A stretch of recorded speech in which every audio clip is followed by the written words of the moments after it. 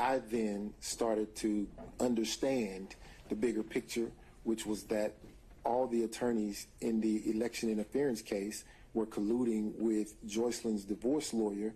And because of that, I said, privacy. I don't want my divorce proceeding to bleed into this criminal proceeding. I just didn't want that. So you raised a privilege, if I understand, that indicated that your answer would bring infamy, disgrace, or public contempt upon you, right? Your Honor, I'm going to object to the relevance of this. It's been asked and answered several times. Mr. Seda, where are we heading with this? I think I can finish that up by saying you didn't say none again. You asserted a privilege, correct? That's correct. Okay. And you did the same thing, did you not, with number 5? That's correct. That is, you didn't say none again, right? Correct. Okay. Is the answer to the interrogatory number 4, if you have it in front of you, is the answer none? Is that the truth? The answer is, to that interrogatory, is as I placed it at the time I responded, sir.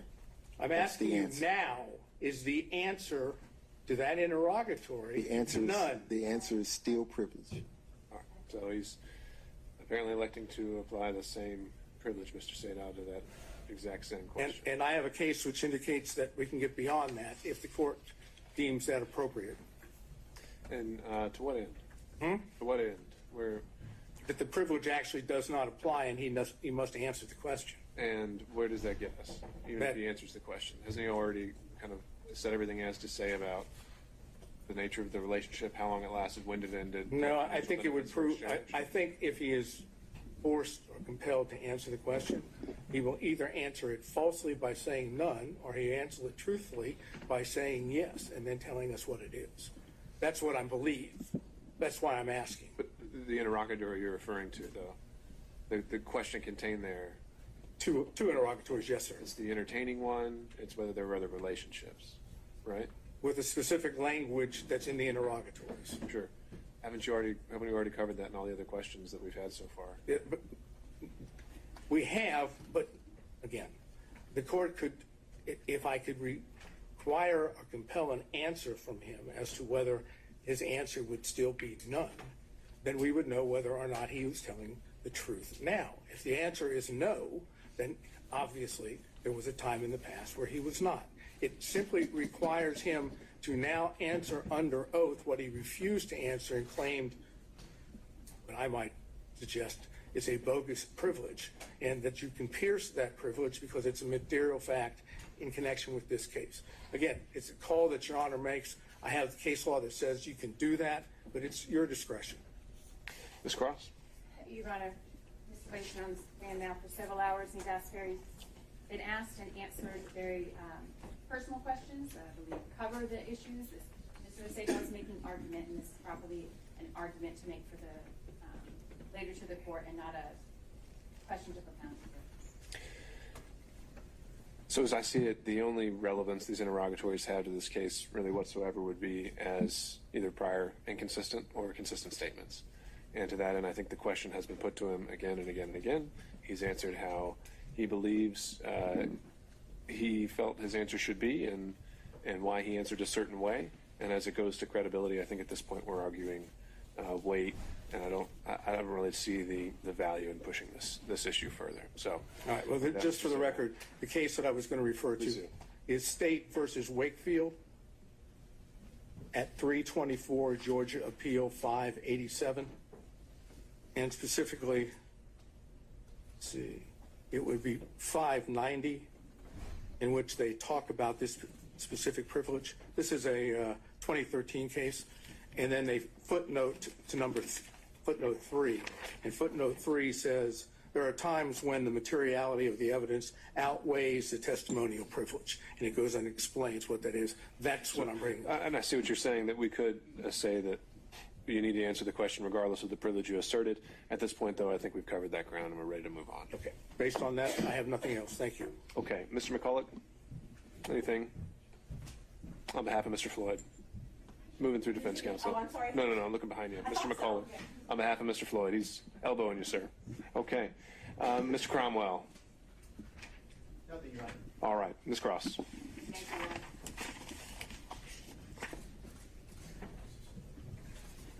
Mr. Wade, have you still got exhibit number 14 in front of you? The one with all of the invoices, I believe. I believe I have them all. All right. So you were asked, Mr. Wade, about a couple of the invoice items. And your testimony, I think, was that the percentage of income post special counsel appointment in November 2021, the percentage of your income roughly after that time was about 50-50 Fulton versus other income from your law practice, correct? Roughly, yes, ma'am. Okay. Sometimes more, sometimes less? Yes, ma'am. All right.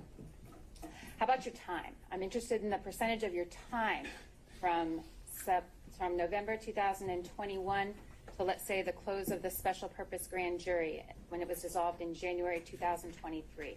You estimate for us the percentage of your time that was spent on Fulton County work versus other work. Oh, gosh. 99% of the time here in this building working on this case. All right. It was, as I understood your testimony, it was an intense period in terms of hours while that special purpose grand jury was meeting, correct? Yes, ma'am. And who was head or manager of the election integrity case during that time for the district attorney's office? I was. You were coordinating the efforts? Yes, ma'am. And those efforts included not just the proceedings that were happening in this building, correct? That's correct. You don't need to go all through it, but is your representation that 99.9% of the time, let's restrict it to 2022, 99% of your professional working time was devoted to this case? Yes, ma'am. And the remainder, whatever it was to some of your other cases that were ongoing? Yes, ma'am. All right. 2022, I want to focus on that a little bit because if we are looking at, I believe, the financial affidavits, do you have those in front of you as well? I do. The financial affidavit that was filed in your divorce case in January 2022, you estimated your monthly income at that time was $14,000 a month, right? In 22? January 22. Yes, ma'am. January 23, what'd that number come to? 9,000. What about 2024? I don't know. Is that there in front of you? Is that one? That's not one of the ones that's there in front of you? No, ma'am. All right. So as reflected in those financial affidavits, your income decreased as a result of your work in this case, correct? Significantly. The structure of your firm, we talked a lot about that, and I don't want to go through it anymore, but than we need to. But 2022, the structure of your firm changed. Is that correct? That's correct. All right. In the early part of 2022, there were three of you. You and Mr. Campbell and Mr. Bradley, you split expenses, is that right? That's correct. And you profit shared among yourselves, correct? Correct. Right. After Mr. Bradley left the firm, then there were just two of you, correct? That is the cause of the significant change. Yes, ma'am. So now you have two people bringing in income, correct? Correct. And one of those people, you, is spending almost all of your time devoted to this election integrity case, correct? Yes, ma'am. And your income from this election integrity case is less than what it was the year before. Yes, ma'am. We talked about the monthly caps. We didn't talk about it. There was talk about the monthly cap that was included in your contracts, indicating there was a certain threshold that you could reach, number of hours a month, and over that amount you were not going to be compensated, correct? That's correct. All right. And you kind of smiled when you said that. That's a little bittersweet there, isn't it? That's bitter. All right. Exhibit 14, is that still there in front of you? It is. I want you to take a look, please. That's a collection of exhibits that includes all of your invoices, as was represented. I want you to take a look at invoice number 9. Yes, ma'am. Is that there in front of you? I have it. Invoice number 9, Mr. Wade, indicates that you performed hours of work that you were not compensated for because your cap had been reached. Yes, ma'am. I want you to take up, and what did you do in those circumstances? When the hours that you worked per month were more than the cap that was in your contract that you were permitted to be paid for? I was forced to lose that time. I didn't get paid for it. Okay. And that's what exhibit number 9 shows? Yes, ma'am. All right. And in exhibit number 9, you've got a task, hours that were completed, and you just didn't bill for it. You noted the time and then a 0 beside it because you didn't bill the county for that time. Yes, ma'am. All right. What about exhibit number, invoice number 13? Can you flip to that for me? I have it. Is that a similar situation? Yes, ma'am, it is. And what is it on invoice number 13?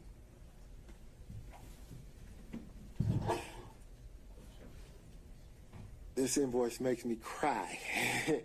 There's so many hours here that I worked that I couldn't get paid for. So. And you work those hours anyway, Mr. Wade? Oh, absolutely. This is not the type of job that you could walk away from just because you're not getting paid for it. I think there's some professional rules of responsibility to an attorney who's engaged in a case. You have to see it through. So it's not like I could just throw my hands up and say, well, I reached my monthly cap, I'm done, I can walk away. I can't do that. This is ongoing, it's constant, and I have to do the work. Can you look at invoice number 23 for me there in exhibit number 14? Yes, ma'am. Does that reflect a similar situation, the hours worked that you were not compensated for? Yes, ma'am. Invoice number 24 and 27, can you take a look at those and let us know if that reflects the same situation? Are you trying to depress me? No. Look at the money I'm looking. Sorry. It's the same, yes. Okay. And there's no workaround to that? You didn't attempt to work around that contractual cap on your hours? Oh, no, ma'am. All right. You were asked a lot of questions, Mr. Wade, about the affidavit that was submitted, correct? Do you recall those questions? I'm sorry, I'm stuck on this invoice. You know, if I was going to get a benefit, I'd like that benefit. That's the one I want. That didn't happen. That didn't happen? Okay. All right. And there was no renegotiating your contract to reflect that those hours should be paid or anything? No, ma'am. Okay. All right. Do you have your affidavit there in front of you? I do. The affidavit, of course, was attached to and provided in support of the state's response to Mr. Roman's motion, correct? Yes, ma'am. All right. And you prepared that affidavit? I did. You signed that affidavit? I did. All of the allegations and the representations in that affidavit are true. Is that right, Mr. Wade? Every one of them. Every one of them. You were asked a lot of questions about our line number 34. Can you turn to that for me, please? It's on page 4 of that affidavit. Yes, ma'am. Can you read it out loud for me, please? The district attorney and I are both financially independent professionals. Expenses for personal travel were roughly divided equally between us. At times, I have made and purchased travel for District Attorney Willis and myself from my personal funds. At other times, District Attorney Willis has made and purchased travel for she and I from her personal funds. Examples of District Attorney Willis is purchasing plane tickets for she and I with her personal funds for our personal travel are attached. Funds, Mr. Wade. As you understand the term funds, does that include cash? Yes. Does that include credit? Yes. Does that include reimbursements? Yes. You didn't represent in your affidavit, Mr. Wade, that you were including all of the receipts from funds or travel expenses that were paid on your behalf by District Attorney Willis, correct? That's correct. You had, I think your conversation with Ms. Merchant was, you produced the receipt that you had. Yes, ma'am. Are you aware of any other receipts? What, let me ask it this way, may I put you on it for this sticker? That's all right, I'm going to write it on there now. I'm going to mark this as State's Exhibit number 1. You testified, Mr. Wade, that District Attorney Willis purchased and funded the entire trip to Belize. That was her treat to you for her birthday? Yes, ma'am. And you testified that she purchased the plane tickets for you, correct? Yes, ma'am. And while you may not have had the receipts on hand when you filled out the affidavit because they weren't in your possession, are you aware now that there are receipts and that it reflects that the district attorney. This is going to go into evidence. We'd like to look at it first. I've got a copy. Do you remember, Mr. Wade, approximately how much, and that's again State's Exhibit number 1, I first understand. Do you remember how much the flight was for you, your flight to Belize?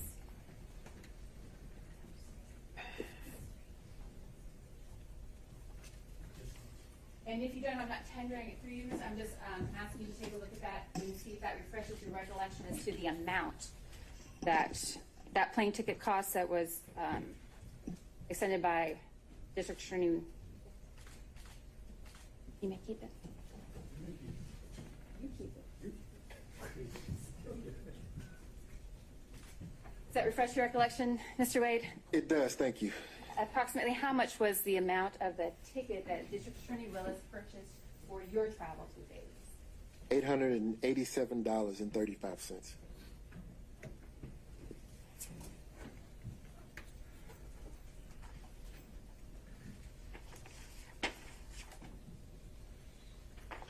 And I'm not tendering it, Your Honor, but I will leave it with the court reporter for reference.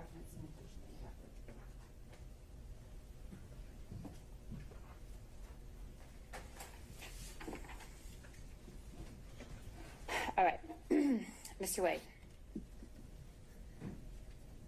Your testimony here in court today and consistent with your affidavit was that the personal relationship, I think we called it dating today as well, the personal or dating relationship between you and the district attorney began sometime in early 2022, March, I think was your testimony, is that right? Yes, ma'am. All right. And that March date isn't included in the affidavit. The affidavit is less specific, but that was your testimony today? Yes, ma'am. And that there was no personal or dating relationship prior to that time, right? None. Right. Mr. Wade, I'm sorry. I'm going to direct your attention to 2020. In 2020, were you dating the district attorney? No.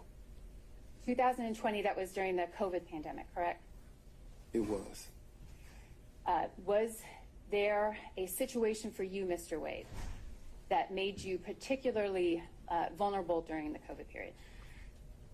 Yes, ma'am. In 2020, and a portion of 21, I was battling cancer, and that prevented me from pretty much leaving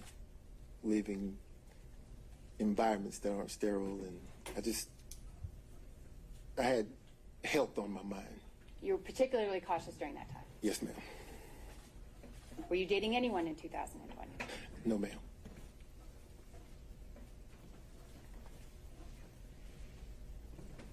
All right. Thank you, Mr. Wade. That's all I have. Ms. Merchant, recross on those points only. Yes, thank you. All right, Mr. Wade. The state asked you about how much money you're making now versus before, and you said you're making significantly less since you started working for Fulton County, correct? Well, I did say that, but what we're talking about is because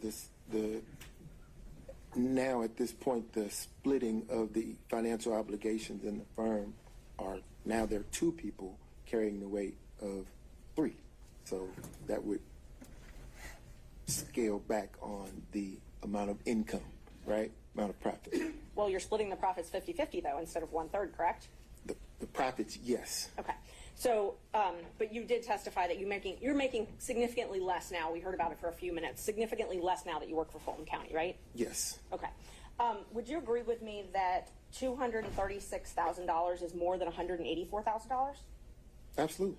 Would you agree with me that $262,000 is more than $236,000? Absolutely.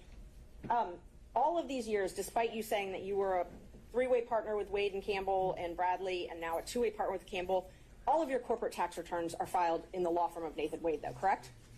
My returns, yes, ma'am. Yes, for your law firm. Well, for my law firm, because I also have personal returns. Right, and I'm not talking about your personal returns. I'm talking about your business returns. Yeah, but the question contemplates that my bring home money is more or less. So I want to be clear that is reflected in my personal returns. I didn't ask you anything about bring home money, though. I'm not sure what you're talking about. What I'm talking about is your question was the portion of my testimony dealing with earning significantly less money. No. My question is I'll just break it down. During 2019, you filed your business returns. I'm not talking about your personal. Your business returns for the law firm of Nathan Wade only, correct? I filed personal and business. Yes, ma'am. And even though you said you were partners with Bradley and Campbell later on, you filed your business returns not with them, but as a solo practitioner, correct? I see where you're going. There's a different return for that Wade, Bradley, Campbell entity. And I'm not asking about that. What I'm asking about is during the years 2019, 2020, 2021, and 2022, you filed a business return for the law firm of Nathan Wade. Yes, ma'am. And in 2019, you said that the law firm of Nathan Wade made $184,000, correct? No, I don't know. Does that sound familiar? Does that sound about like what you made in 2019 and reported on your taxes as a business law firm? If that's what's on the return, yes, ma'am, you're right. Okay, and I'm happy I can bring those up. I've got one copy. I'm not planning on admitting them because they're tax returns, but okay. All right, may I approach, Judge? Yeah. Thank you. So in 2019, gross profit for the law firm of Nathan Wade is $184,000, correct? Let's see. The second line, number 2, gross profit. Yes, ma'am. 184,824. Yes, ma'am. Okay. And then in 2020, you also filed Nathan Wade, attorney at law, and your gross profit was $230,000, correct?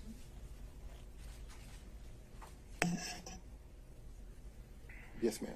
And in 2021, you also filed as a solo Nathan Wade PC attorney at law, and your gross profit was $236,000, correct? Yes, ma'am.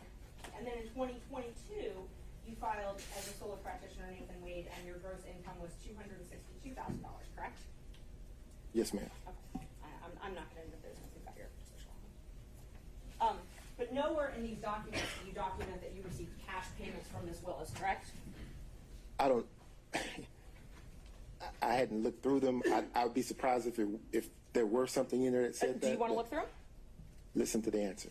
I'd be shocked if there was something in there that said that I received some cash from Miss Willis. Okay.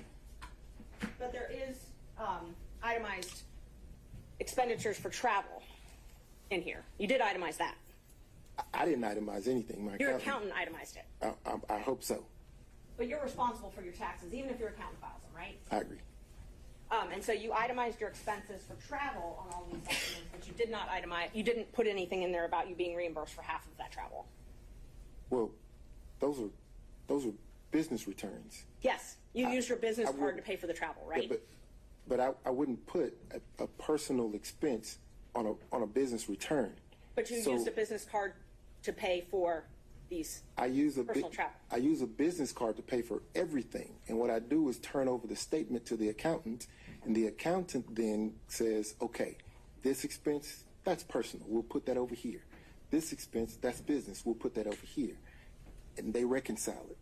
So you wouldn't find a reimbursement from Ms. Willis on a business return.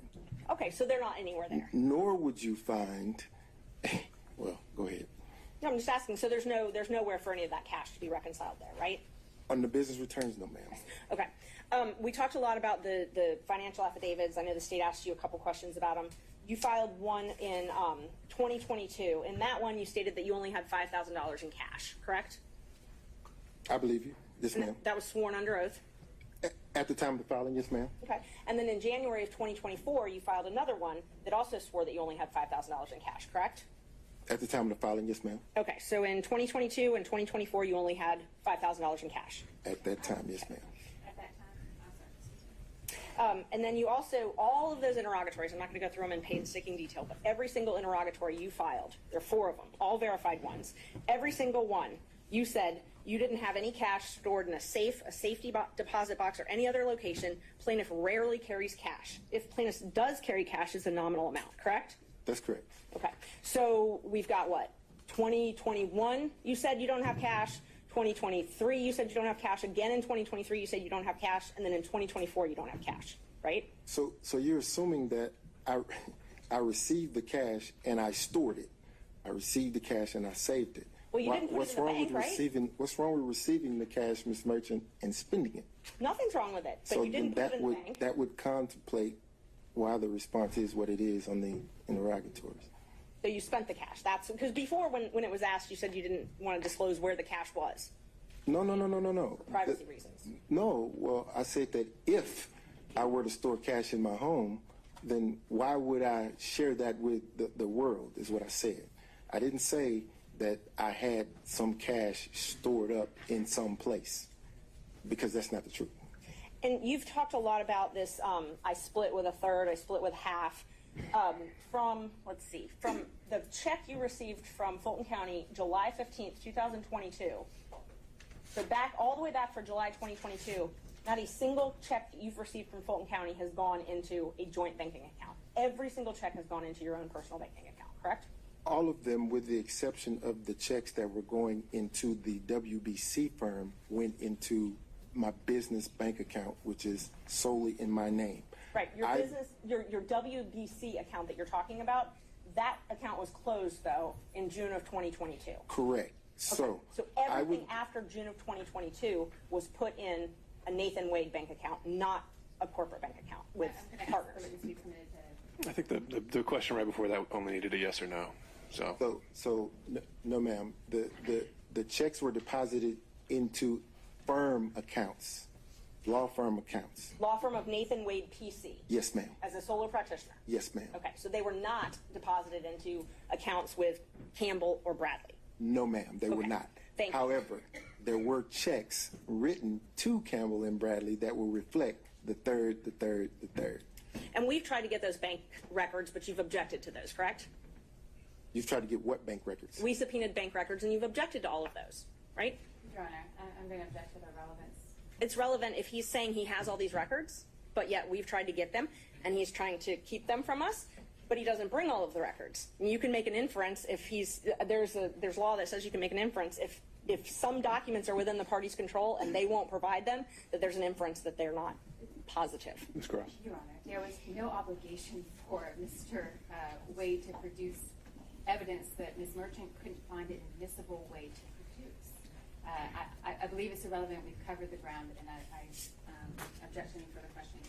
All right, I'll sustain that. Ms. Merchant, let's find some new ground here. Okay, thank you. Are you willing to waive your privilege with Mr. Bradley so that he can testify? I am not willing to waive attorney-client privilege. Okay, thank you. Only on the questions, the health questions that were asked. And I can ask it from here because it's very short. I don't want to get into the type of cancer.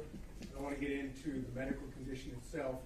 Did I understand you to say that you had cancer in the year of 2020? Yes, sir. And you explained that because of that, in 2020, you kept yourself in a sterile environment? I tried, yes, sir. Now, what about 2021? 2021, just focusing on my health, trying to get back to myself. You remember I asked you some questions about Hateville Yes, sir. and the condo?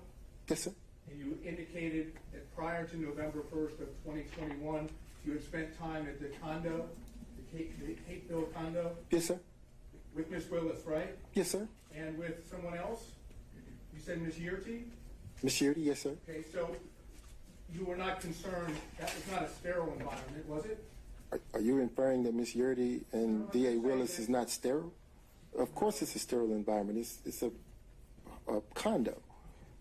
But don't you remember then I followed up and said, where else might you have been to show your cell phone records from Hateville? And you said, the airport, right? Not a sterile environment though, the airport, you agree? It is not. Okay, what about restaurants? Not a sterile environment, right? They are not. And the Porsche, you said something about a Porsche what? Porsche experience. That doesn't sound very sterile to me. Is that a sterile environment? Well, you're inside of your vehicle. Yeah, but don't you mingle with others? You can. Yeah, and you were doing all that in 2021 before November 1st. That's what you testified to, correct? Yes, sir. So there's no reason why you couldn't be dating in 2021, is there? You mean 2020, Mr. Sadow? No, it says 2021. All right. Correct? Dating? No. No reason. No reason. Got it. Thanks. All right, Mr. Gillen? Okay. Mr. Stocks? Stockton, excuse me. Just real briefly, you said you started dating in early 2022, and you also used the term personal relationship. And there was no dating, no personal relationship prior to early 22. Is that correct? Help me understand. I want to make sure I answer you. So let's be clear. 2022 was the start of any intimate sexual relationship with a district attorney. Okay, and that's what I was wanting to Okay. make clear. In your affidavit, you used the term personal relationship. Got it. Today, you've used the term dating. And your testimony today is that that includes the term basically physical or sexual or intimate relationship. Is that correct? Yes, sir. And there was nothing, according to your testimony, there was none of that prior to early 20. That is correct. That's all I've got, Judge. All right, not seeing anyone else. Ms. Cross, any redirect? All right, Ms. Merchant, can this witness be excused?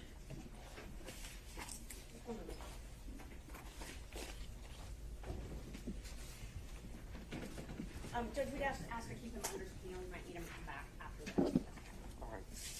All right, you may step down, Mr. Wade, and please don't discuss your testimony with any other witnesses. She mentioned subpoena, Judge. Let me just say this. That was an inference made that I was somehow evading service of a subpoena. We can take that up. I don't think we need to have that on the record in this hearing. Understood, Bill. Thank you. All right, Ms. Merchant, any other witnesses? Yes, we would call Fani Willis. All right, Ms. Cross. Your Honor, I am going to object and remove to the motion to require district attorneys. There's been now lots of testimony from Mr. Wade. I don't believe that there can be for the district attorney to testify as well. For all of the... All right, Ms. Merchant, what do you think you can establish and have through the testimony of Ms. Willis? And let me stop there. Conflict in the evidence, Judge. Now that how Mr. Wade has testified, there's a conflict in multiple different issues. I'll just go through all the different issues. The first one is the reimbursement issue. The cash, that opens the door in and of itself, Ms. Willis testifying. Well, what's the conflict there? That he testified that he didn't have receipts, but we don't know if Ms. Willis has receipts. So that's one issue. So we don't know. So there's no conflict. We just don't know. We don't right? know. Right? Okay. We don't So it's a know. question, not a conflict. But what else do That we is a have? question. So, and there's a lot of different issues with different reasons. The first one would be the receipts. Whether or not these cash payments, if there's any payment receipts. The Belize trip, whether or not she paid for the entire thing in cash. Mr. Wade doesn't have knowledge of that. Couldn't remember a lot of things he couldn't remember. So now it goes to Ms. Willis, unfortunately. That he testified that she insists on paying her own way, gave him some cash, that's the quote, some cash. Miami trip, she booked it but thought it would balance out.